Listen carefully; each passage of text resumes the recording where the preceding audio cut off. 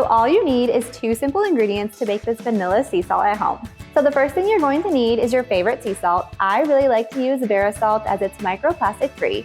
And then you're going to need ground vanilla bean. And I like to use the La Faza organic ground vanilla bean. I'll link both of these in the description for you guys.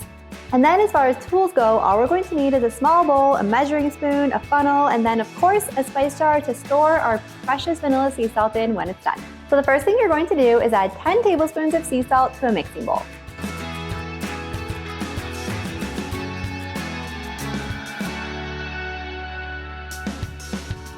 Next, we're going to add our ground vanilla bean, and we're going to add 2 teaspoons of ground vanilla bean.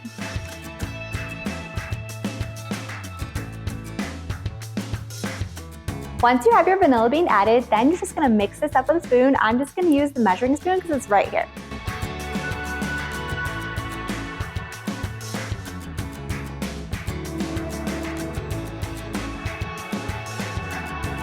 Once everything is combined, you're gonna have a beautiful gray looking sea salt, and now it's ready to be transferred to our spice jar. And I like to use a funnel to transfer this to the spice jar as it makes it so much easier.